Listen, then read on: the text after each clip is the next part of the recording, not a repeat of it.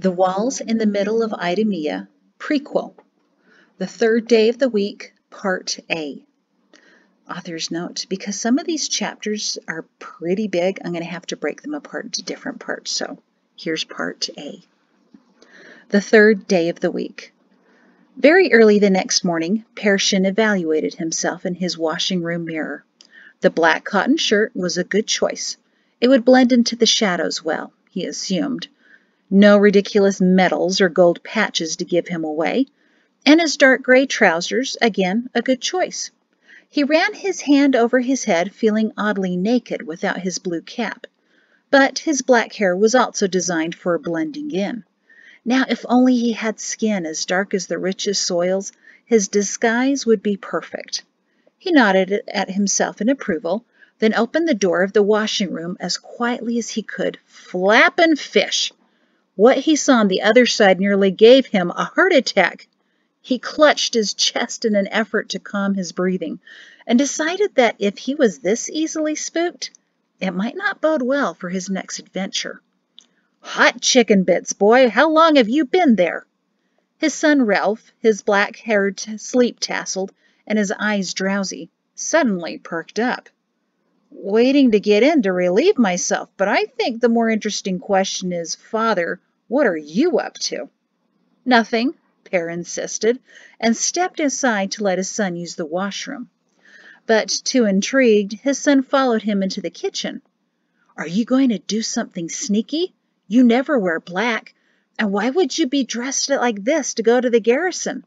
Come on, Father, tell me." Pretending to be a garter raiding the garrison, no one will believe that.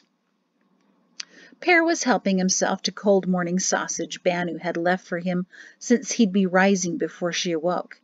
It was impossible to ignore his son, who was now bouncing in place, in earnestness and discomfort. "Go, do your business, then come back." Ralph tore out of the kitchen, leaving Pere to think about what to say next. Too quickly, Ralph was back, his expression eager. "Well, it's something secret, isn't it? Take me with you, Father. Think of it as an apprenticeship. I'm going to go to command school like you when I'm 17, so shouldn't I know a little bit about command?" "There's nothing commanding about what I'm doing this morning," Pere said, trying to sound like his day was going to be boring, but then he was thinking about how useful his son could be. Ralph sat down next to him at the kitchen table. "Come on, I don't care if it's dull. Take me along, please." "You have school," Pere reminded them both. "Not until after midday meal, you know that. The little kids go to school first. Whatever you're doing, you can send me home in time to get ready for the afternoon." Stale biscuits, the boy was making a good case. Not that Pere was fighting it too much, he had to admit. Ralph was skinny and lanky, and could be used for, oh, lovely. His wife would be thrilled to hear how Pere was thinking of using their son as a mole or a snake. "No, no," Pere murmured. "Completely unfair, you're totally untrained, a terrible idea." He should have known those words would have only interested his son. Or maybe he did know that, unconsciously baiting the boy. "This is how I start training, Father," Ralph said, standing up. "It is spying, isn't it? Take me along. I can climb things, squeeze into tight places, crawl under things." Pere both admired and loathed himself for wanting to take his son along. It could be a wild success or a disaster. And either way, his wife would never forgive him. He looked deep into Ralph's eyes, and admiringly, the boy held his heavy gaze. In fact, he returned it nearly as well. Sounding far more mature than he was, Ralph said, "Father, I am ready to do whatever you need. Take me along. I'll make you proud. You need to start training the next High General, after all, don't you?" The side of his mouth quirked up into a mischievous grin, and Pere felt his resolve weakening, or strengthening. He wasn't sure what he should have been hoping for at that moment. What was the fatherly thing to do? The High General thing to do? The best thing to do? Still undecided, Pere whispered, Find your darkest clothing. Don't wake your mother, and I'll leave her a note. From here on out, you need to be as silent as a snail." Ralph burst into a grin, nearly shouted in triumph, but slapped a hand over his mouth and raised his eyebrows as if to say, "See, I can keep quiet." Pere exhaled in worry and delight as the son quickly padded up the stairs. He pulled out a scrap of parchment and a sharpened piece of charcoal to start his note to Banu, but no words came. "She'll forgive me later, won't she?" He and his son slipped noiselessly out of the house and onto the back alley, with Ralph giggling quietly in excitement. Pere was sure that Banu wouldn't be making him pie for a very long time. "So, what's the plan?" Ralph whispered as they made their way out of the dark neighborhood, the sun not yet having risen. "Clearly we're sneaking into somewhere. You're not to be identified as the High General, and no one else knows because your guards aren't here." "Well, the deuced," Pere said, already beginning to regret bringing him. "Because of all the things you've listed, I'm likely breaking a few laws and dragging you into it. Look, maybe just act as my watch or something. Don't go where I go, but let's work out a signaling system so you can let me know if trouble's approaching." Ralph scoffed. "Where's the fun in that?" Pere rounded on him. "This isn't about fun, boy. This is about finding out a crime and figuring out just how wrong something is so that I can start making it right." Ralph didn't cower under his father poking a finger into his chest. Instead, the boy soberly asked, "How bad is the wrong, Father? And isn't the High General's job to protect the defenseless? If that's what the ultimate result is, protection and resolution, then whatever you do now isn't wrong. Laws and rules can be negotiated if it's about making things right." Pere dropped his finger. "They're teaching you to debate in school, aren't they?" Ralph grinned. "We both know the sky is never just blue, Father. Right now it's orange on the horizon, which means we need to get wherever we're going before we're caught." Ralph clapped a hand on his son's shoulder and squeezed it too firmly. "Keep thinking up scenarios and debates, because we may need to use all of them if things go wrong." "Do you have your long knife?" Ralph asked, his voice quavering ever so slightly. "Yes, all of them." "How many do you have?" "You'll never know until you're High General. Did you bring yours?" His son patted his thigh proudly. Pere had given it to him when the boy turned 8.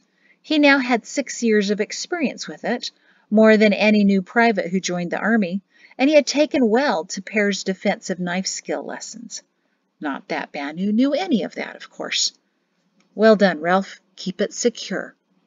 It was only a few minutes before the two, sharing the dark roads only with milk deliverers and the random citizen walking with his head down, reached their destination. Ralph gasped quietly. "The king's mansion?" "Yes," Pere breathed. They walked through an old orchard bordering the mansion grounds to the narrow side gate which no one ever used. The fruit trees had been neglected for a decade, probably owned by some wealthy citizen who forgot he had the land, because surely he would have sold such prime property right next to the king's mansion had he remembered it. But it was fortunate for Pere that no one visited the overgrown pear and apple trees, and that the tall grasses growing underneath,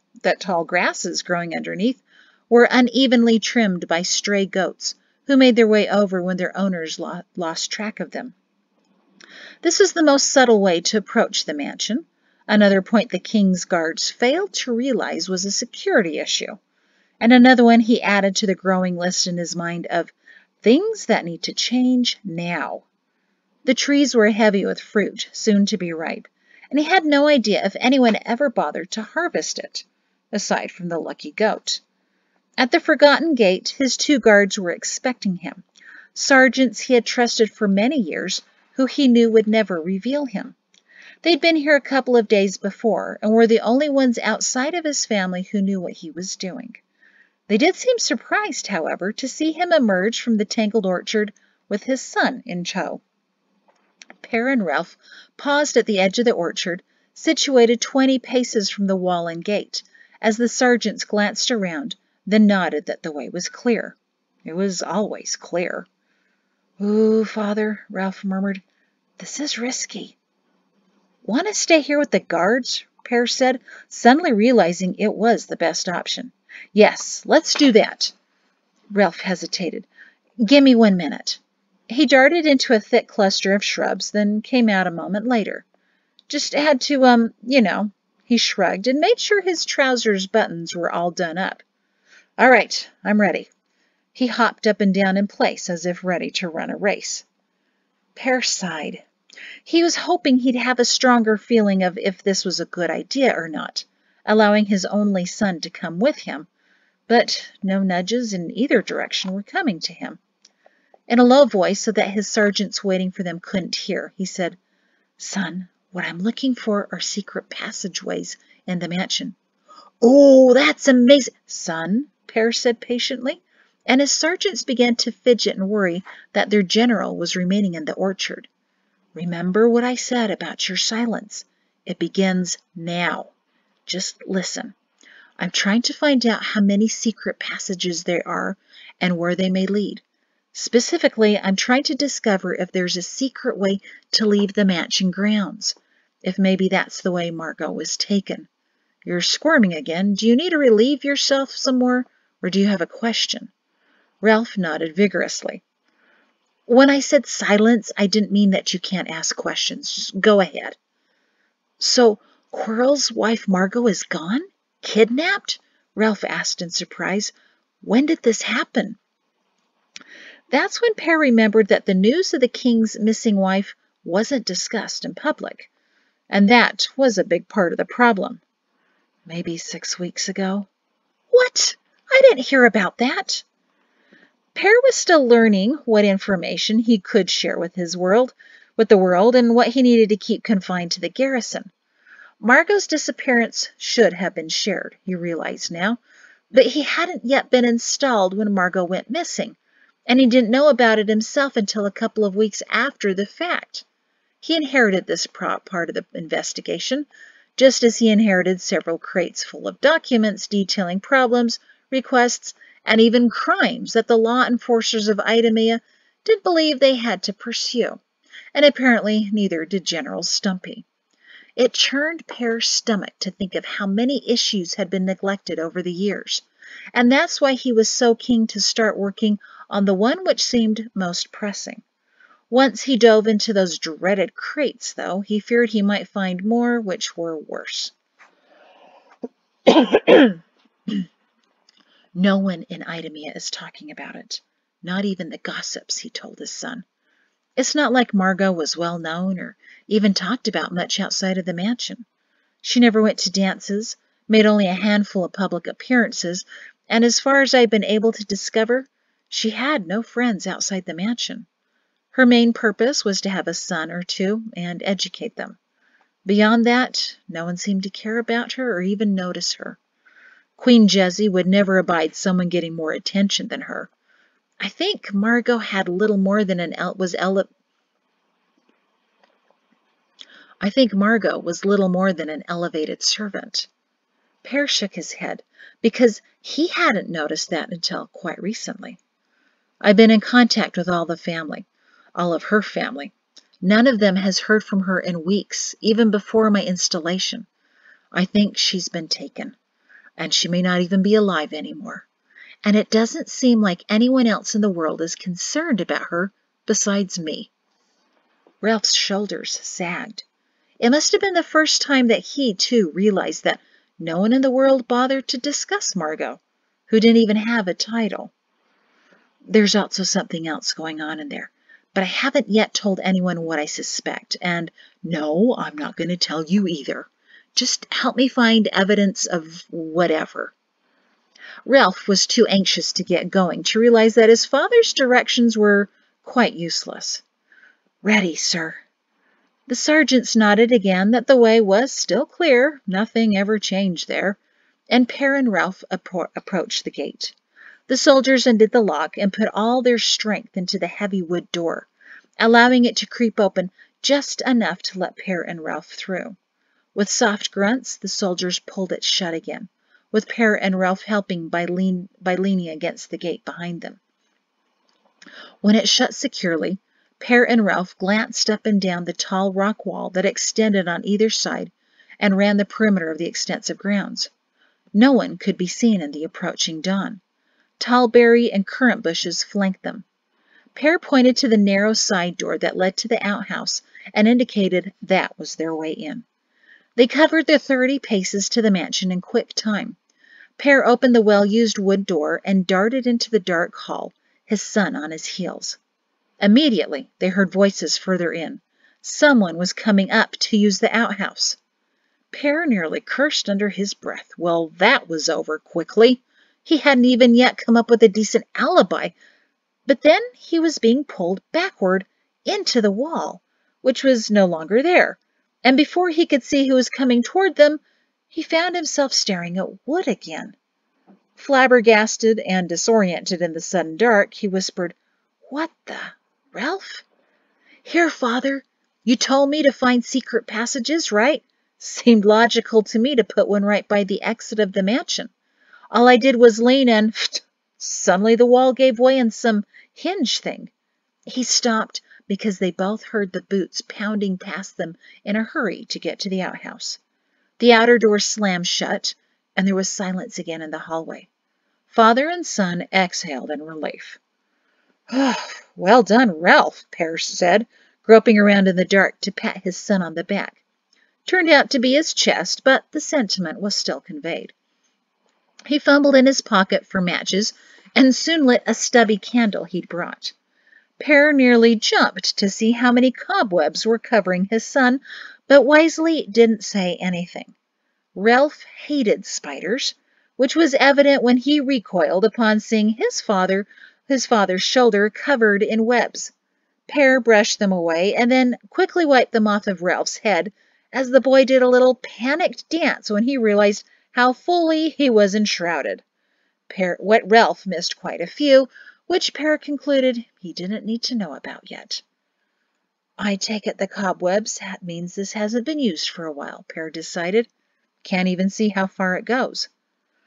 "But it goes somewhere, right?" Ralph said, trying to keep his voice steady.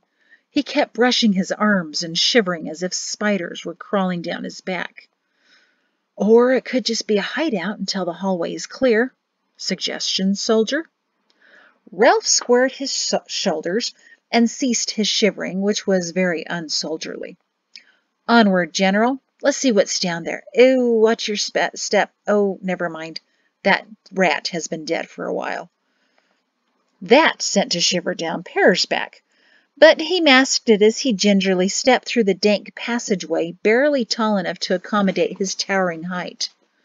"Looks mostly to be stone, but if you see any wood, that may be a stairway. I should confess I was here a few days ago and stumbled upon 3 passageways. One led to the officer's reception room. I have no idea where the others go, so what we may find at the other end, well, say nothing should someone discover us. Let me do the talking, all right? No matter what, say nothing." "Yes, sir." Ralph didn't seem about ready to argue. "Watch your head." Barely in time, Pere dipped his head as the passageway suddenly became shorter. Another 15 paces down, the stone wall revealed a wooden door. "Similar to what I found last time," Pere said, and halted progress. "There may be more doors further down, but let's be systematic about this." He pulled out sharpened charcoal, and at the top corner of the door near the hinge he wrote a number. "Always mark above the hinge," he told his son. "Except that doesn't seem to be the hinge," Ralph snickered quietly, and pulled open the door to reveal that Pere had marked the wrong side. "Oh, horse apples," Pere muttered, and rubbed out the mark, putting it over the correct side. Looked like a hinge. Ralph peered closer in the hazy light. "I think there used to be a hinge, but the door was replaced." They looked at the narrow steps and Pere sighed. It was going to be a tight squeeze. Ralph stifled a chuckle. Let me go first, Father. I would hate for you to wedge yourself in there and I not get you out. They'll need to select another new High General. I can tell you how tight it gets." That's why I brought you, Pere admitted. You're my skinny scout. Yeah, I figured that out. Oh, drat, more cobwebs. Pere looked around and found a stick in the debris that may have been as old as the mansion. Fend it off with this. Sword the cobwebs. Ralph scoffed, but held the stick in front of him and waved it furiously, gathering webs as he started down the stairs. Pere took a deep breath, sucked in his gut, and went after his son. It was only about 14 steps when they reached a wall which was actually a door. Ralph glanced back to his father, who had fully intended to squeeze down and be the first through the door, but realized he'd crush his son if he did so. Pere pointed to his ears for them to listen.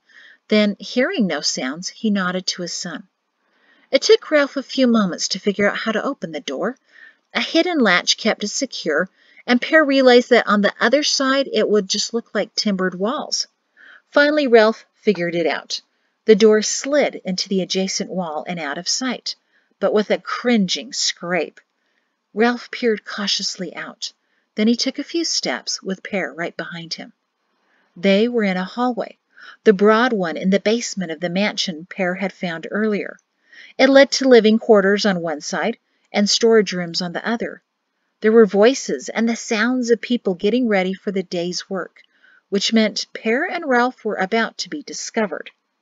Pere grabbed Ralph's shirt, dragged him back into the stairwell, and shoved him in, positioning himself to be at the bottom of the stairs. Then he wrestled with the door until it scraped noisily back into place. In his haste, he dropped the candle behind him, which was just as well. Holding his breath, he listened with his ear to the wall door. I'm telling you, I heard something odd, like when Fangy is dragging wood for fun. It was here in the hallway. It was a woman's voice, and Pere could practically hear her hands on her hips in annoyance. Well, I didn't hear anything, said a man's voice, sounding unperturbed.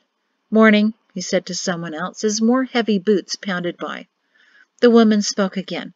Vernon, did you hear that woody noise a few minutes ago? The only noise I heard was my daughter whining about getting up to gather eggs. That's quite a grating sound. The unperturbed man chuckled. Just let it go, Sally. May have been one of the cats with a rat. Pere heard the woman exhale in exasperation and move away from the secret door. There were many more footsteps, some slow, some jogging, some light, some heavy, along with voices calling good morning or asking about a cow or clarifying who had what duty that day. It was at least half an hour until all of the commotion of the morning finally died down, Pere listening intensely for clues and voices, and forgetting that his son was still perched on the narrow stairs behind him.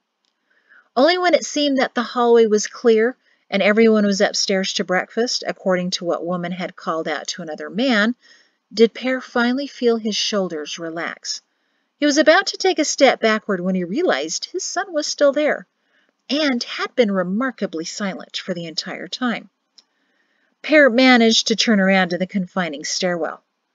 Well, what did you make of what we just heard? Ralph sighed. There are a lot of people who live here, Father. Are they supposed to? How do you know they live here? I listened to them, didn't you? Talking about waking up children, getting some grandma breakfast, trading tasks. These people didn't just show up here to go to work. They live here. Well noticed, son. And how many people would you guess? Ralph didn't answer immediately. I don't know. I kept track of how many I heard, marking on my hand each time I thought it was a new voice. Oh, that's clever. That's why I'm the High General, Pere said smugly.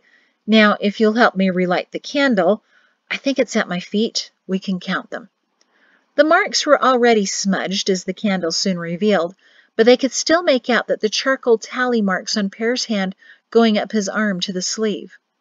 Whoa, Ralph whispered as he counted. 21? Are you sure? Those are only the voices I heard. There may be more. In fact, I know for certain that there are 3 more. 2 ancient great-grandparents in one room, and a little boy about 8 years old who fills the wood boxes. Ralph's eyebrows went up. Found that out on your first visit here? Yep.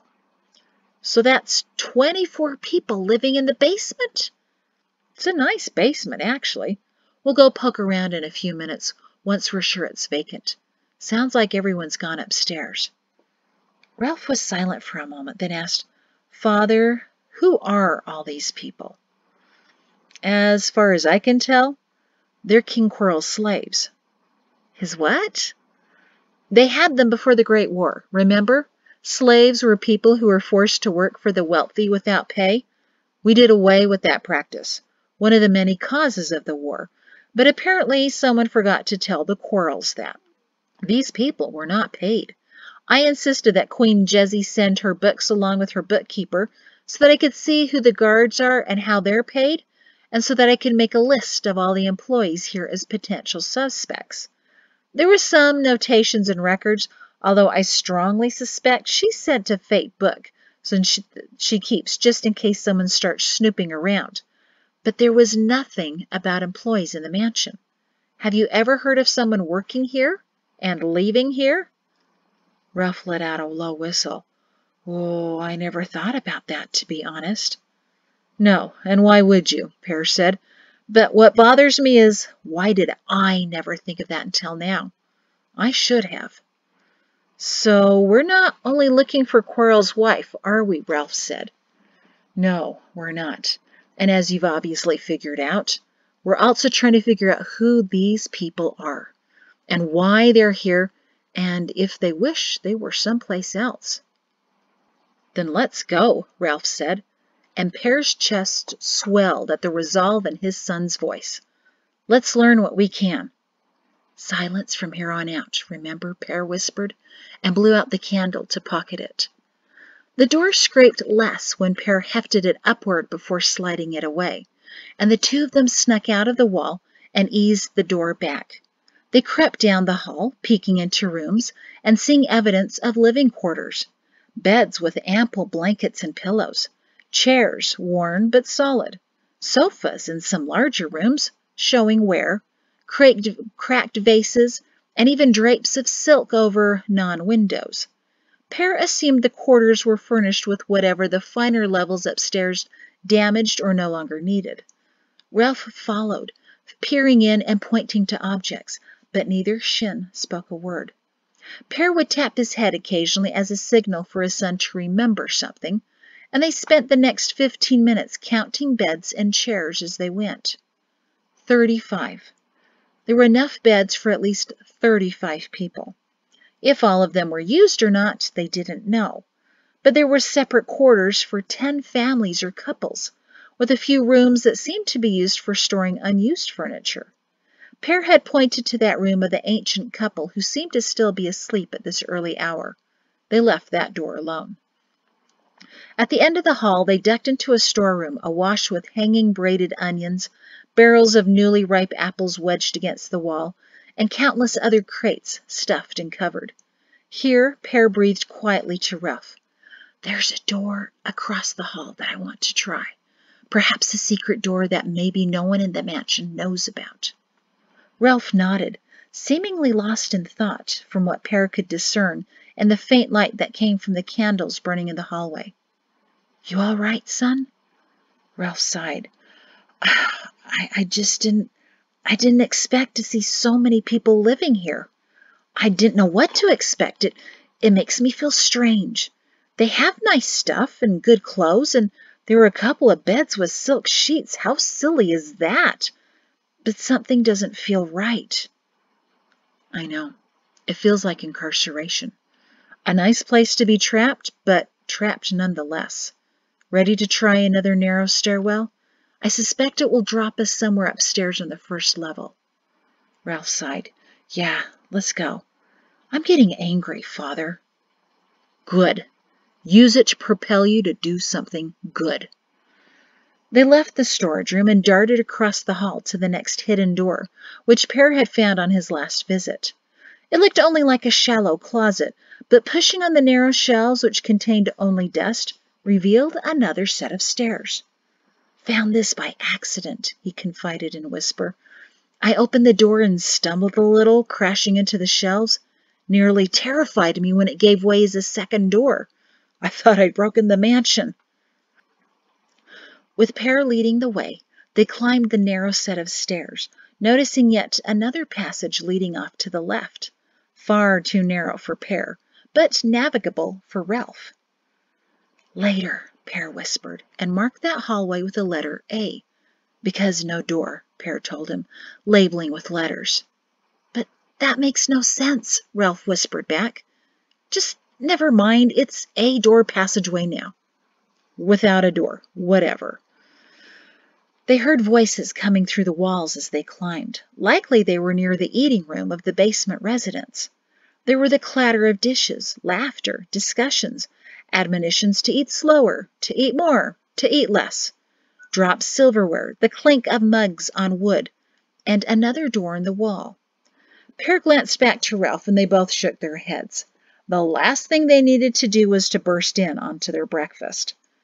The stairs continued, turned to the right, and grew narrower so that Pere had to turn sideways to try to fit, his son prodding him unhelpfully. The passage ended in a new door, one on hinges that Pere marked as number 3, because he realized he forgot to label the double closet doors leading to the hallways number 2, or rather 2A and 2B, perhaps. So much for systematic. He realized he'd forgotten to label the very first door Ralph had dragged him through, which should have been number 1. Well, this door, which he had no idea how to label now, had a latch and clearly identifiable hinges, much like the door he discovered which led to the officer's reception room. Holding his breath, he slowly pulled up the latch and gingerly pushed on the door. To his relief, it opened to the side of a large fireplace, behind the elaborate stonework of the surround. Judging by how it was positioned next to a bump out in the wall, no one would realize there was a human-sized gap behind the surround. And no matter how eager Pere was to see what grand room he had now found, there was no squeezing through that gap. He grunted. He sucked in his gut.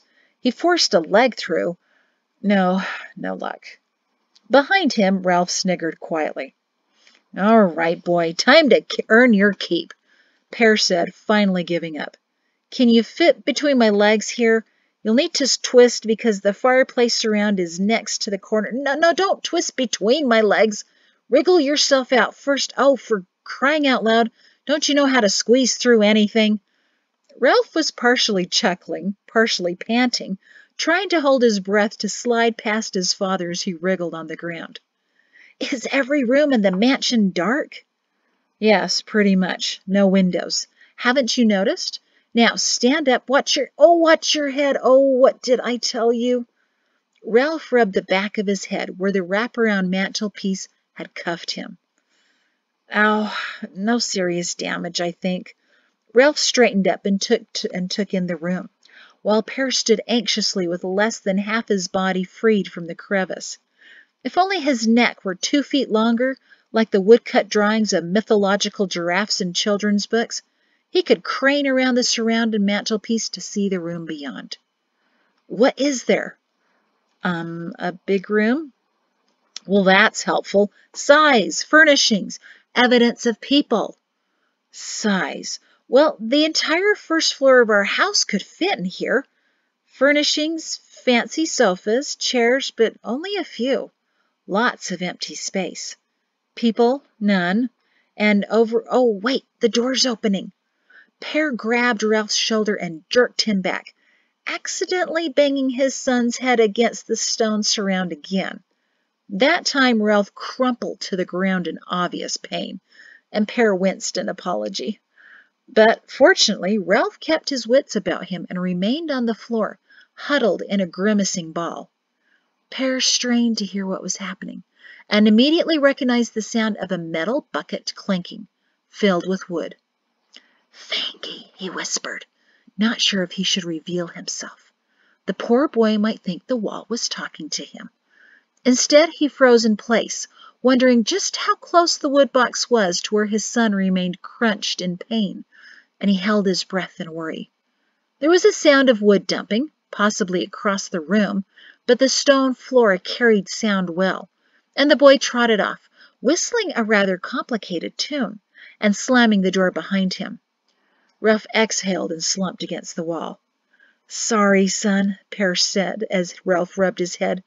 "Damage this time?" "Probably," Ralph said, his voice tinged with frustration.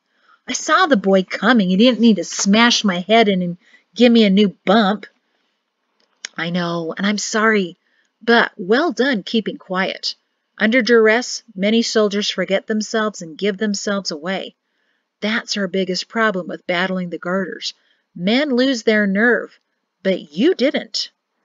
"Gee, thanks." Ralph cautiously stood up, eyeing the mantelpiece, which had beat him twice now.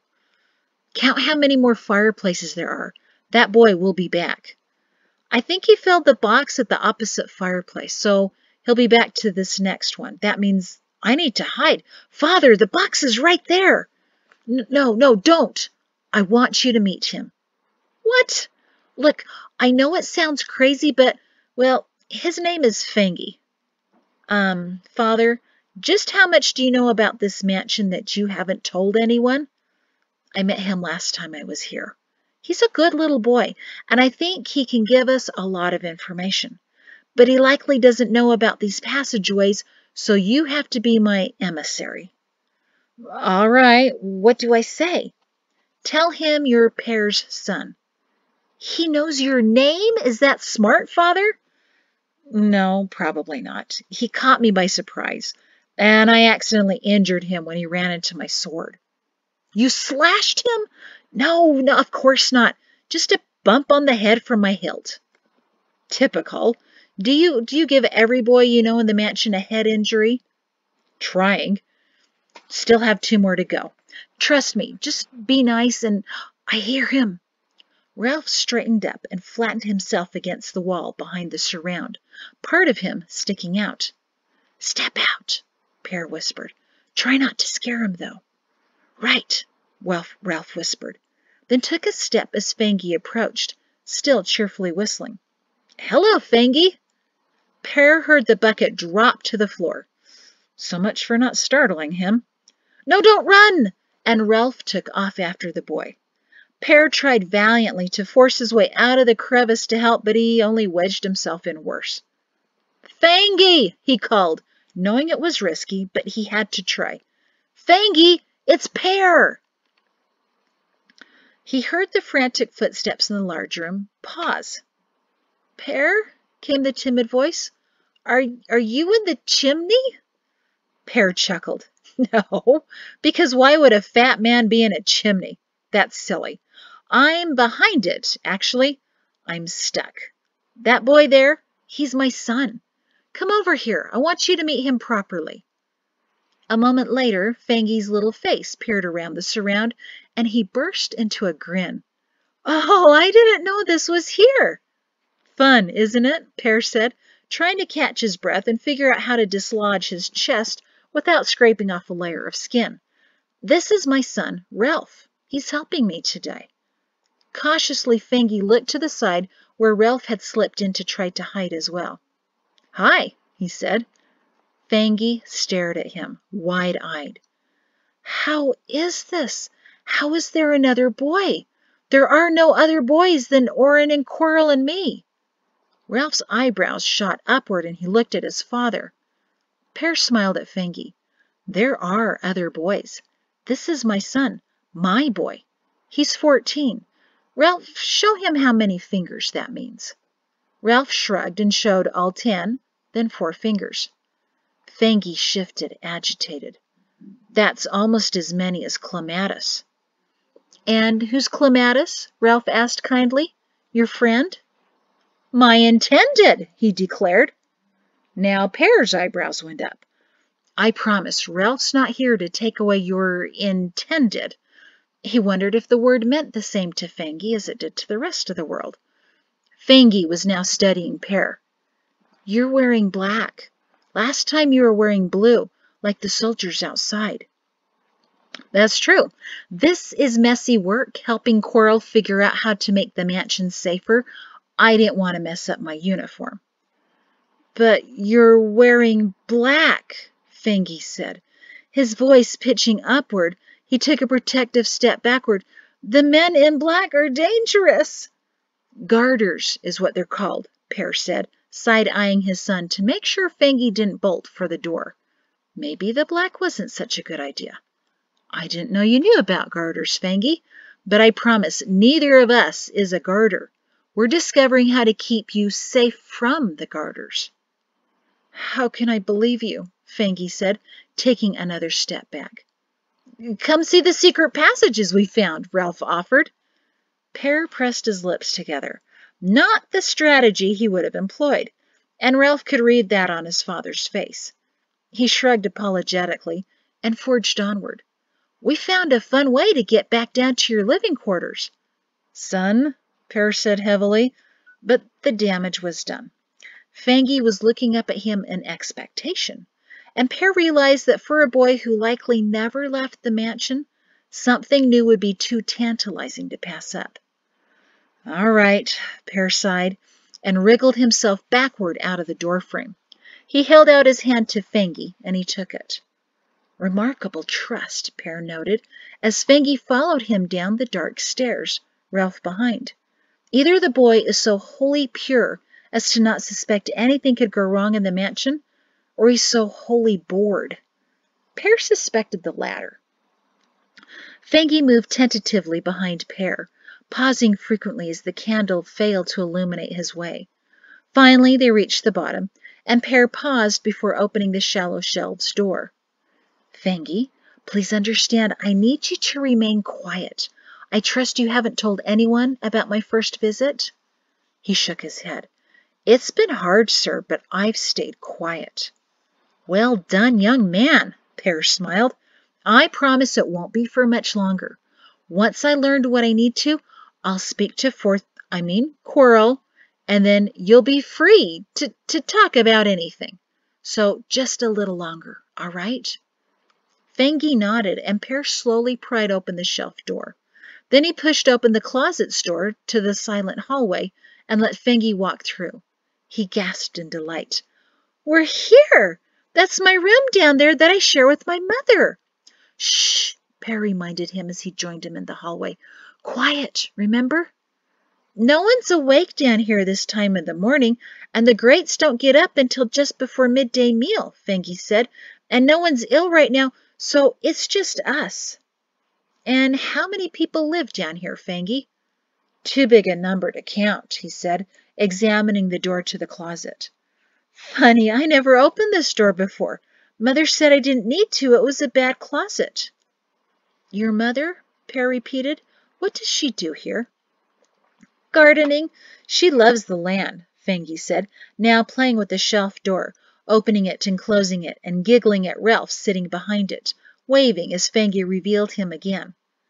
And your father? Pere asked. He died before I was born, Fengi said, still fascinated with the two doors. I'm sorry to hear that. Do you have a brother or a sister? I have a sister. She's older, married to a cousin guard, and a brother, but he died a while before I was born. Ralph sat up abruptly, but Pere shook his head. Fengi was speaking again. He died at the same time as my father from the pox. I remember Mother saying I was born, and Fengi held up 2 fingers, that many years after he died. Ralph's eyebrows were now sky high, but Pere cleared his throat in warning.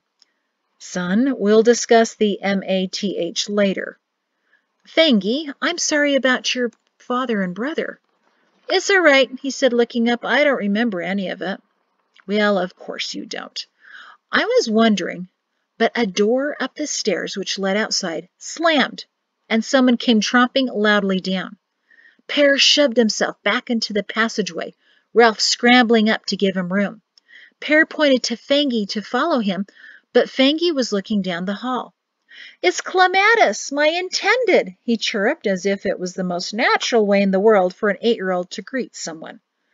Pere was dangerously intrigued, but shrank back and gently closed the shelf door in case Clematis came all the way down. Stupid chickens, a girl's voice reached them, and even though it was muffled, it didn't sound like a child's voice, but a teenager's. What is wrong with those hens? I'm filthy. I hate chickens. Fangy, what are you doing here? Why aren't you filling wood boxes? Pere stiffened with worry, but Fangy answered, Just needed to use the outhouse. The girl's voice went past the hidden door. Well, get back to work before Aunt Martha sees you or Grandmother Jessie discovers you're slow again. I need to change my skirt. There was a door slammed down the hall, and Ralph sighed loudly behind Pere. Hush, he warned his son, then pushed open the closet door to beckon Fangy to join them. But just as he was waving for the boy, the door down the hall flew open again, and Clematis stomped out. Why should I change my skirt now? It'll just get dirty again. Her eyes locked with Pere's. Man in black, she whispered, and Pere stepped out of the doorway in as non-threatening a way as he could, hoping he knew what that looked like. The girl's eyes widened. Wait a minute, you're the new High General! Pere stopped and tipped his head. How do you know that? Clematis glanced at the passageway. I get around. Pere took a chance. Get around to the passageway behind the throne room? Hideous painting of dogs, perhaps? Clematis wrapped her arms around herself, as if feeling exposed. Maybe, she said, but her tone was, You caught me. Pere smiled warmly.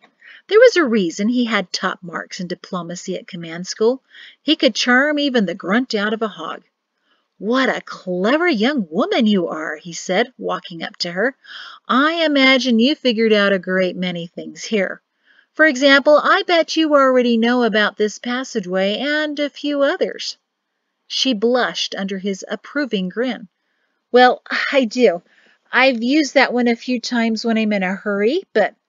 What? Fangy exclaimed. You never told me about that. Because it's not safe for you, she said crossly, then looked back at Pere and blushed again. Sorry, sir, should I have reported this? He waved that casually away. Why? For that matter, why report me here? I'm trying to secure the mansion, by the way, and I have a feeling you may be a very intelligent young lady who knows all kinds of things. I can see it in your eyes. Her light brown skin was deepening with red, and Pere saw immediately that she didn't have an entirely boopable nose. It was flatter and wider, lucky girl, but still perhaps with an unfortunate bump. Pere glanced around. It's not exactly safe for us to talk here. There's a storage room down the hall. Might you have a few minutes to spare for me, miss? Yes, sir, she said, looking both worried and flattered. She hurried down the hall and opened a door on the opposite side, then ducked in with Fangy right behind her. Pere turned to Ralph, still secure in the passageway. I'm not sure she should see you. But Fangy already has, Ralph reminded him. Come on, father. Maybe she'll be more helpful if she sees someone her age. She sounds older, not a child. You didn't see her then? Not yet. Why? Pere exhaled. Come on. Don't say much of anything, all right? He glanced down the hallway, still quiet, then led Ralph to the storage room where Clematis was lighting a few candles. She turned around and gasped. She wasn't looking at Pere, but at Ralph. Ralph stood taller, squared his shoulders, and said, Well, hello. Pere nearly guffawed. Ralph had deliberately lowered his pitch, his voice sounding like gravel upon gravel, and he corked up one side of his mouth into a roguish grin. Definitely a bad idea to bring him along. The girl was very pretty, Pere had to concede. Long black hair with a natural curl drawn into a ponytail, clear skin, large brown eyes, a well-shaped mouth. Pere wasn't very good at judging beauty, but clearly his son was taken. And Ralph wasn't done. He swaggered. When did the boy learn to swagger? Over to Clematis and held out his hand. She gaped at him, then at his hand, then up at him again. Pere had to admit his son was a bit of a looker himself, especially now that he was filling out to be more of a man and less of a gangly teen. Fangy elbowed Clematis and gestured to Ralph's outstretched hand. You're supposed to shake it like this, and Fangy demonstrated. Why? Clematis asked, slightly dazed. Ralph gently took her hand, moving it carefully as if it were a wounded dove. To show that I'm unarmed and mean you no harm. Ralph's the name, he added, and Pere nearly rolled his eyes. The boy was trying to be charming, but it was just awkward. And you must be Clematis, as Fangy's told us. A clematis is a pretty flower. Pere had no idea Ralph even knew what that flower's name. There was a lot, he realized, he didn't know about his son. Clematis withdrew her hand and held it to her chest. How is this possible? She whispered. There are no other boys besides Fangy, Orin, and Quirrell the Fifth. Ralph squinted, confused, but Pere stepped up because his son had done far too much already. What do you mean by that, my dear? No other boys? In Idemia, outside. In other villages there are some boys, but all they do is fight all day long in the war. Pere ignored his son's whispered question of the war. And there are no safe boys anywhere else in the world. Certainly none in Idemia. Fangy is my intended, the last boy left, aside from the king's sons, but they are forbidden. I don't like them anyway, she added guiltily. Father, Ralph began, his tone slightly alarmed. Later, son. He's your son, Clematis said, astonished. You're allowed to have a son? I guess that's correct. Who will take over as High General after you? Stumpy had no children. At least you can keep him here where it's safe. You are safe, aren't you, High General? Very much so. Thank you for your concern. Clematis, Pere began, unsure of how to proceed, unsure of how much she knew. I'm trying to find out what happened to Margot. What have you been told? That she's gone, was all Clematis could offer with a shrug. She's gone. Sorry to say that I didn't notice for a few days. Do you not interact much with the family upstairs? No, not much. They're part of the family, but there are levels, you know. I suspect there are. Clematis, how much silver are you paid here? Silver? Why would I need silver? Pere inspected her clothing. Fine linen blouse, elegant silk skirt, well-made boots. She wasn't neglected, that was for sure. Fangy was dressed just as well. Never mind, Pere said. She's smart, Fangy said proudly. She can count to the highest number. Can't you, Clematis? Show them. Worried about just how high she could count, Pere suggested, how about you just tell us the highest number? She stood tall and announced, 100. That's not the highest number, Ralph scoffed, and whatever attraction Clematis may have felt for him vanished. Apparently, Ralph didn't know everything about impressing girls. She put her hands on her hips. So what is? You can get up to 1,000,000 and even up to 1,000,000,000, he told her a tad arrogantly, but no one can actually count all those numbers because they're too high. But we know what they look like. There are thousands and tens and hundreds of thousands too. And by the way, after 100 is 101. It just starts over again. Her jaw hung open incredulously. I thought maybe there could be a 101, but I couldn't be sure, and no one would tell me. Ralph's arrogance deflated as he realized that the girl really didn't know. There's also 200, he said more kindly. Then 300, she asked, hopeful. Up to 1,000, then it's called 1,000. She sat down on a barrel, astonished. Son, Pere whispered, no more. Ralph nodded and seemed remorseful of his previous condescending attitude. Clematis smiled up at him. Thank you, she whispered. No one's ever told me that before. 101. That's so much to take in. Now it was Ralph's turn to look astonished. Fangy glanced at Ralph, then at Clematis, then at Ralph again, and then he puffed up his little chest.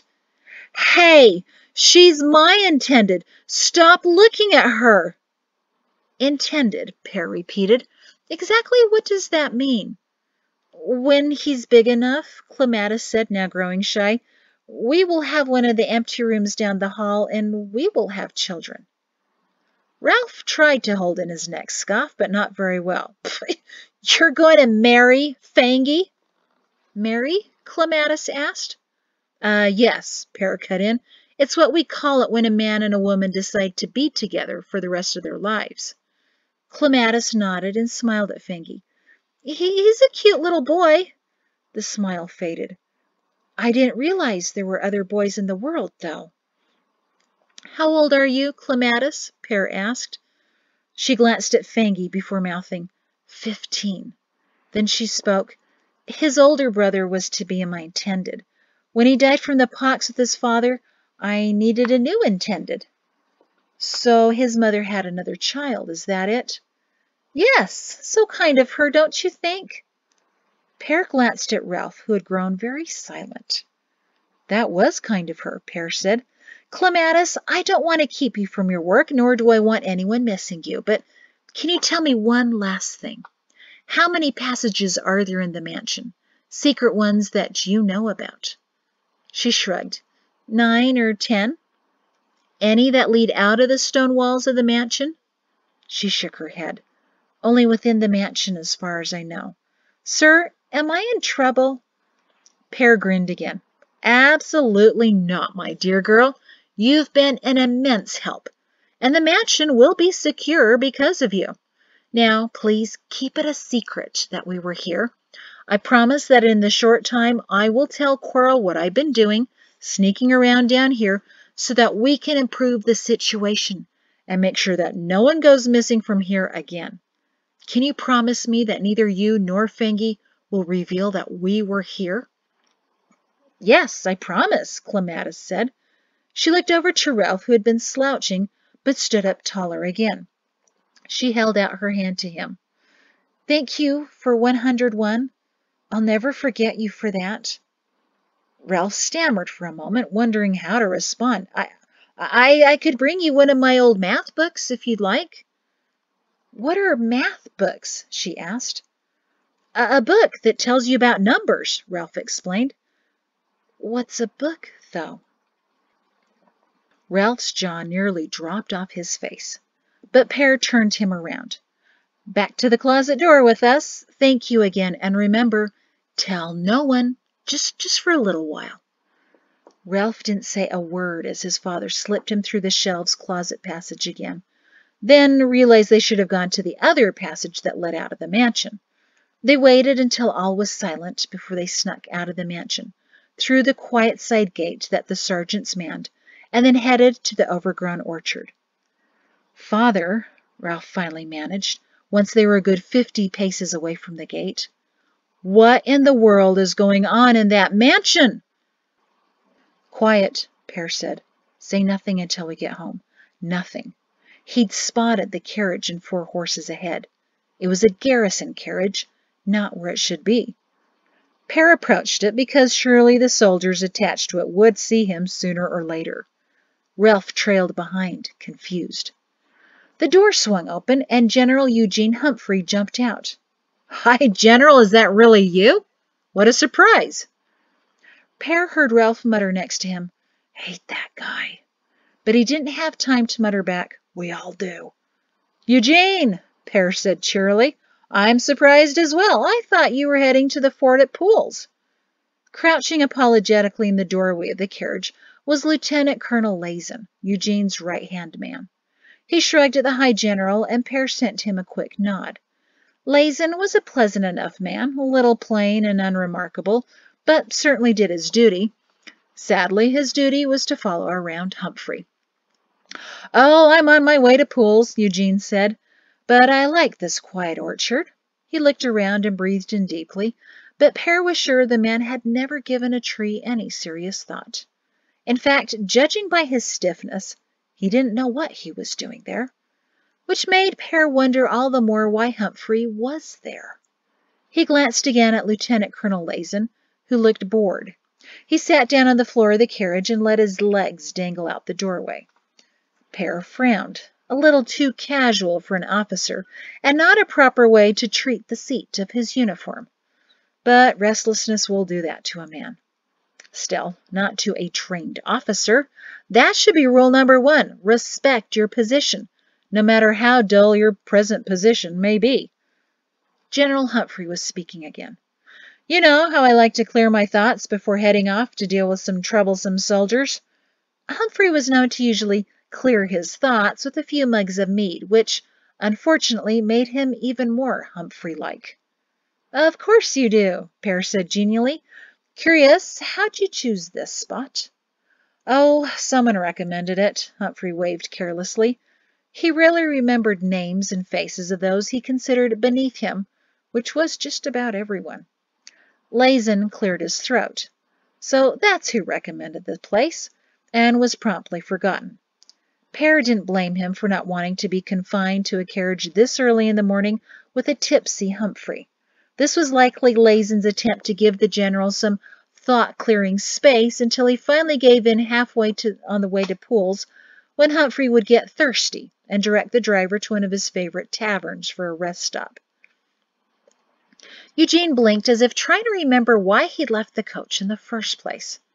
And what have you been up to? Dressed in black? What, you brought your son with you?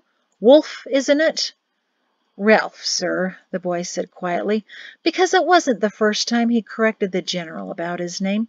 He stepped forward to shake the general's hand. Why are you here? Eugene asked again. Ralph began to stammer, but Pere was prepared. Early command school training. I wanted him to see how easily men in black can move through the city. Fortunately, Pere chuckled, not too easily.